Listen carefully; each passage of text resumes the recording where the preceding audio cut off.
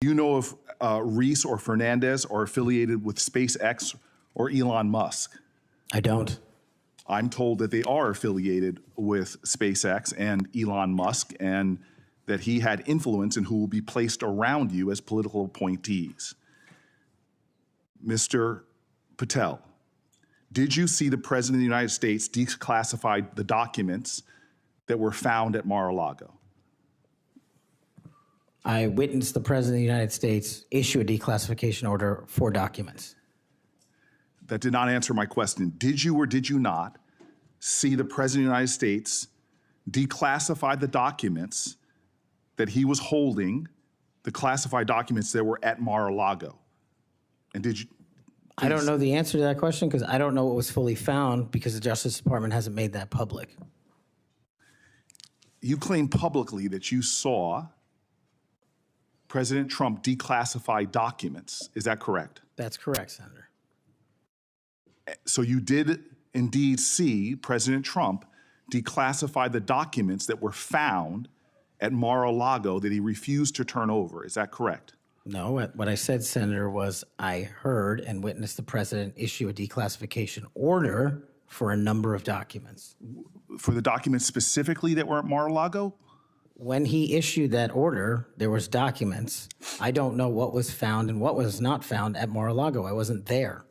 So this is the issue. The question is will you lie for the President of the United States? Would you lie for Donald Trump? No. I hear you saying no, but the best way to clarify that would be to testify as you are allowed by law upon what you said to the grand jury.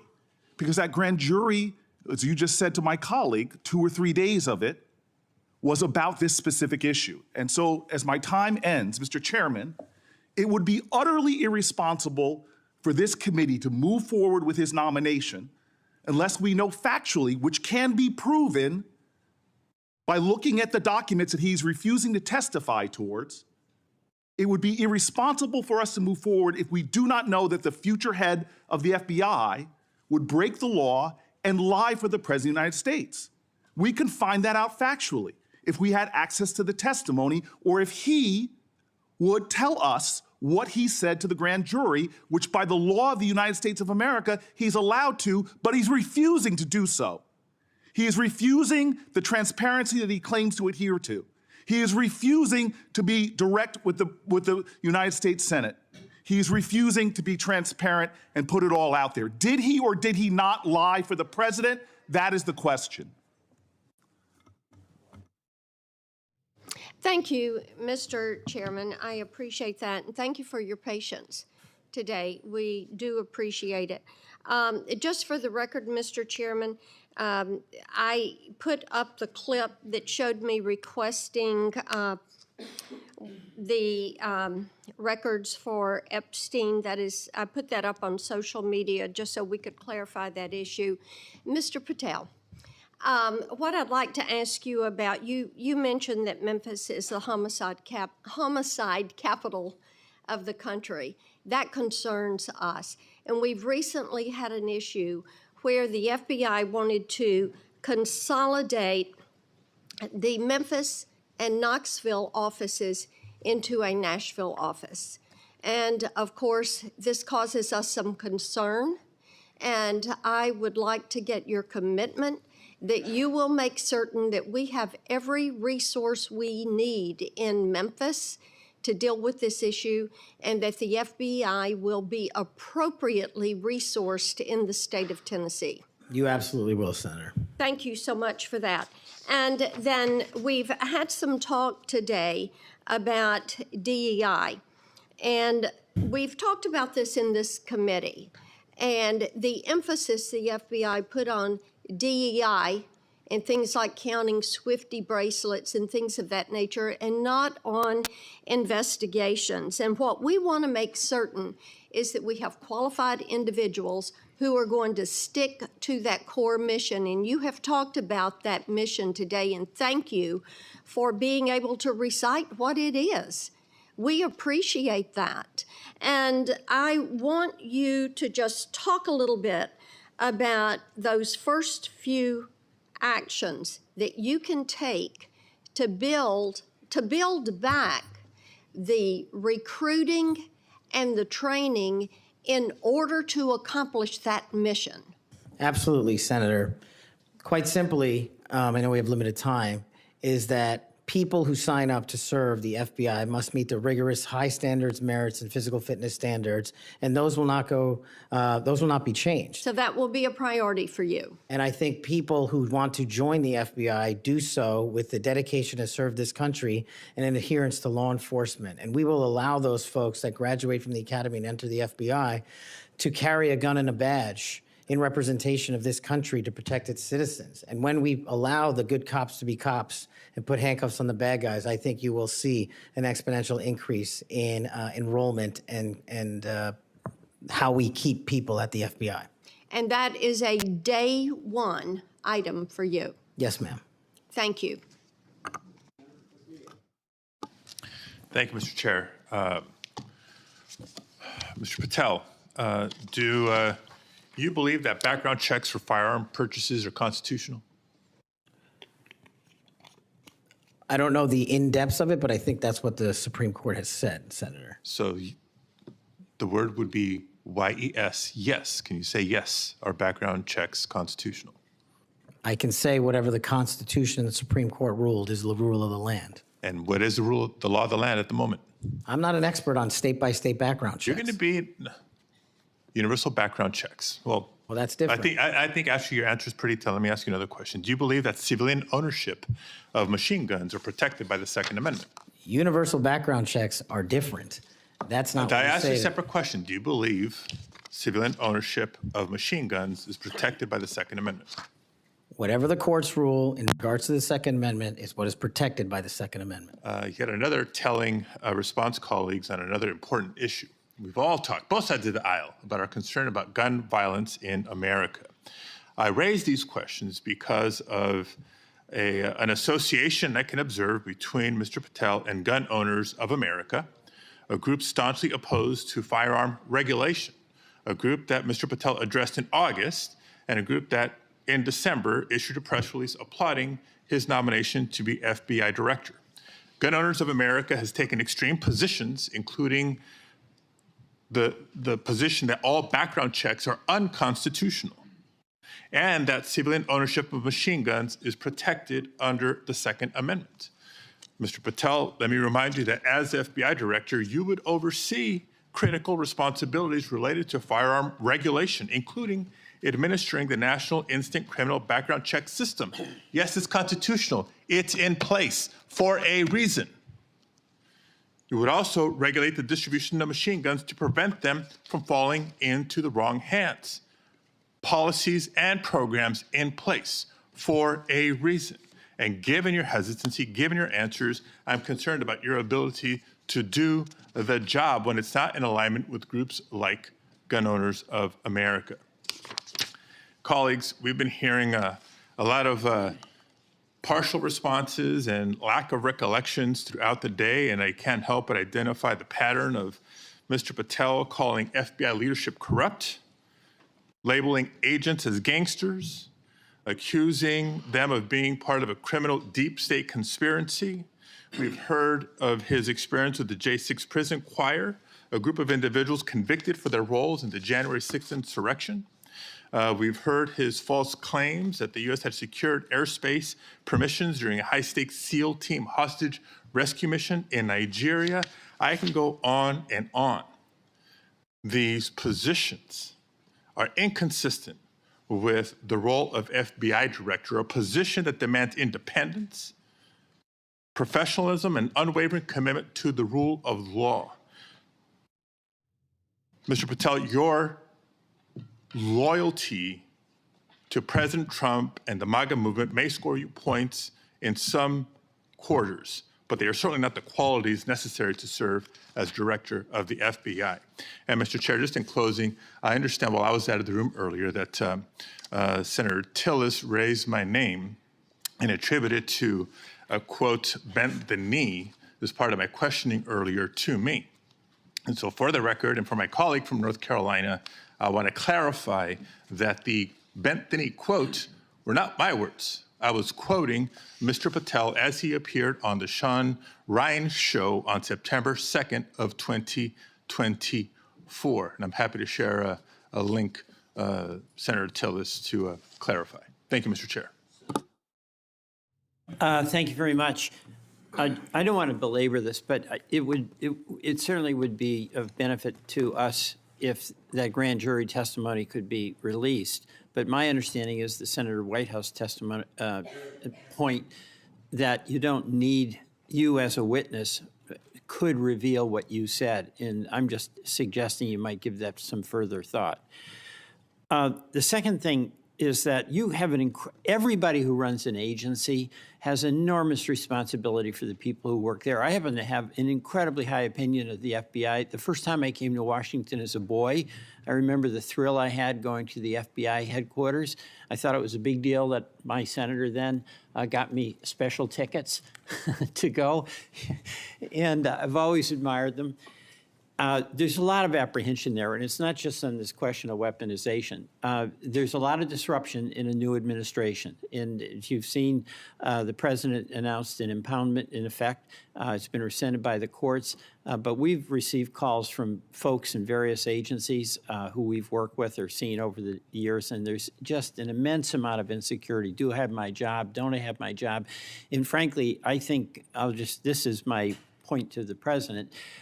Chaos is one thing, but cruelty is another. And having people be really uncertain about do they have a job today or not and leaving them in limbo, I don't think is a good thing for morale. And I don't care whether it's a Democratic or Republican president.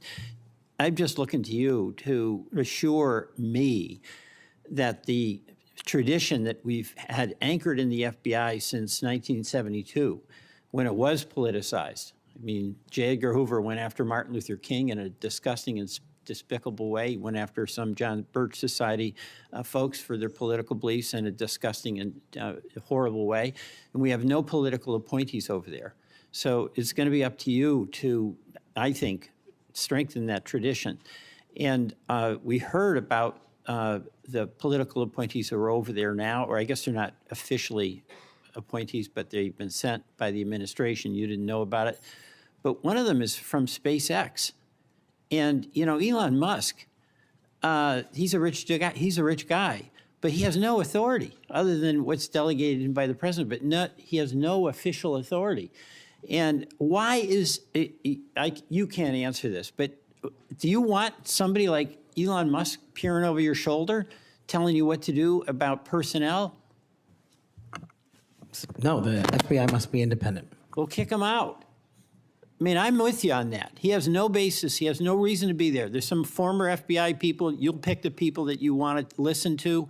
You'll have to make the decisions. You'll be accountable to this committee. But no on Elon Musk. He's just a political crony who knows nothing about law enforcement. So thank you for that assurance. Thank you, Mr. Chairman. Mr. Patel, when Mr. Booker was asking you questions in his first round, you said, Senator, the grand jury testimony is available to you. I encourage you to make it public. You also later said, or previously to Mr. Booker said, get my grand jury testimony. I asked the Department of Justice to make it public. I asked the Department of Justice to make it public. Do you stand by that testimony? If that's what I said. So you asked the Justice Department to make your grand jury testimony public? At the time of my appearance in the grand jury. Yeah. And who did you ask to do that? The lawyers. Mr. Chairman, since the witness has said that he encourages this testimony to be public, that he in fact asked the Justice Department to make it public, I would ask you, Mr. Chairman, if you and the ranking member would be willing to write to the court acknowledging the witness has asked for this to be public, supporting it being made public. I can't imagine there's a court in the land that would say no to a bipartisan request like that. I won't tell you. Let me say something. I'm not going to take this out of your time. It's not directly answering your question, but I think it'd be significant what Richard Grinnell put on X. I testified in front of Jack Smith's grand jury, the Justice Department, and Jack Smith's prosecutor told me directly that I could not talk about my testimony or risk legal actions. Then he goes on to say that certain senators, I won't mention here, should, as those ask those lawyers why they instructed witnesses this way. Thank you, Mr. Chairman. We'd welcome the chance to have Mr. Grinnell testify under oath as opposed to on X. But nevertheless, what I would ask, given that this witness has said he made the request, this witness has said he would like us to read the testimony, I would ask if you and Senator Durbin would be willing to make that request of the court. I wouldn't answer your question without get all the background I need, considering the conversation between you two. I couldn't make that judgment now. Yeah, I appreciate your consideration, Mr. Chairman. And the reason why I think it's so important is let's remind ourselves what those documents were in Mar-a-Lago.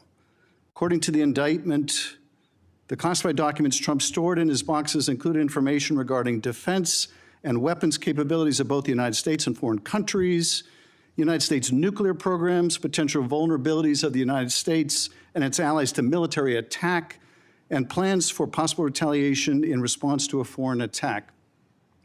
So testimony that goes to the care or lack of care, the truthfulness or lack of truthfulness of Mr. Patel would be directly relevant to whether he should be confirmed as FBI director, and those records are there for the asking. No court's going to turn us down.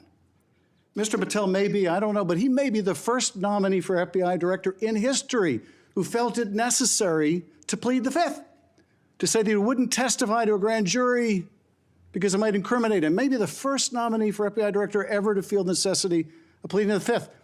Shouldn't we ask for that testimony when the witness himself says he would encourage it? Finally, I would just say, we need to think about where we are in this moment. We have a new president. He's fired prosecutors who investigated him. He's investigating other prosecutors, or his Department of Justice is. He's fired inspector generals who might hold him accountable. And this is just the start. And as FBI director nominee, he's chosen someone whose primary qualification, in my view, is his willingness to say yes when everyone else would say no to whatever the president wanted, to say whatever he wanted, to do whatever he wanted. That's why he is sitting here. I mean, look at the people who held that job before Mr. Patel, the stature of the people that held that job, the qualifications of the people that held that job. And how can any of us think that his background, his qualifications hold a candle to the people who went before him? How did we get here where we are defending a nominee like this, who makes songs with convicts who attack law enforcement? How did we get here? And where are we going? History is littered with democracies that lost their freedoms and didn't notice it while it was happening. Let's not be one of them. Your time's up. Before Senator Tillis ends this, I want to put in the record a letter from the parents of Caleb Mueller. Mr. Patel met them through his role in the successful operation to track and kill ISIS leader al-Baghdadi. The terrorist, I'm quoting, the terrorist group ISIS kidnapped our daughter, Kayla, on August 2013. Any family who has lived through such an experience will know the value of dedicated, compassionate law enforcement officials. Because we have personal experience of his dedication, we know that Kash Patel is such a person. We continue to see in him a genuinely kind, thoughtful, action-oriented man who focuses on what is true and right and just. He loves our country and our citizens and wants the best for them all. He wants the country to do the best that it can. Without objection, I'll put their letter in the record. Senator Tillis. Thank you, Mr. Chairman. Mr. Patel, I think everything that I did to invest in knowing you better has been on display today. Congratulations. You've exhibited composure, knowledge of the subject matter that I think more than qualifies you for director of the FBI. You know, we seem to have the benefit of sort of a different view of looking at the history. I heard, I actually was supportive of Comey until I figured out that he was playing games. Maybe this is one of the people of great stature, but it's well known now that he did some things that seem to have a political tint to them. I voted for Christopher Wray. I think he's a good man, but I also think he oversaw a department that did bad things. And at the end of the day, that person has to own it, and you will too. It's probably going to disappoint the audience to hear what I'm about to say, those who are watching at home. But you may be surprised to know that most of us at this dais on both sides of the aisle like each other. Senator Schiff and I just met within the last week to talk about areas that we can work together on. Senator Padilla and I actually worked together. We co-chair the bipartisan mental health caucus. And hey, do you know the Opera web browser? It's from here in Norway. They're even well. Would you commit to me to go into the Nix Center in West Virginia and just see how extraordinary this has come to be and how it hasn't resulted in a mass confiscation of guns? It hasn't resulted in a propagation of red flag laws. In fact, the plain text of the legislation is not allowing money to flow to states, unfortunately, including Florida, that we believe have not gotten the due process right quite yet so that we would actually fund red flag laws that make sense. This is what bipartisanship produces. Now, you're not going to see any bipartisanship in your confirmation. Look, we had Pam Bondi here, and we had people on this committee talking about a friendship or a friendly relationship in the past. The fact is, it was a shirts and skins game. Blue voted no, red voted yes. It's got to be the same thing for your confirmation. But Mr. Patel, I tell you, it has been a distinct honor to do the work with you to get you ready for this hearing. You did all the work. I've got to like the person on the sideline giving you some suggestions, but you did an extraordinary job. And you're going to be held to a high standard. I hope you listen to, and if you don't remember it, listen again to what Senator Kennedy said. There are folks like us that are tired of the pendulum swinging back and forth. We want to be the Senate that confirms an FBI director, that rights the ship, shows consistent respect for the rule of law and the Constitution, consistent respect for all law enforcement officers, and I absolutely believe you're up to the task, and I look forward to supporting your nomination. Thank you, Senator. Before I close the meeting, you have anything you want to say? Nope. I've got something here that's directly related when in my opening statement, I said I want the members of this committee to think about something that's brand new. And it kind of deals with this whole exchange we had today in regard to the grand jury testimony. So I want to read, based upon whistleblower disclosures that I made today, it's clear how unfair and corrupt the Trump prosecution was, and that's created a little faith at best in the grand jury process.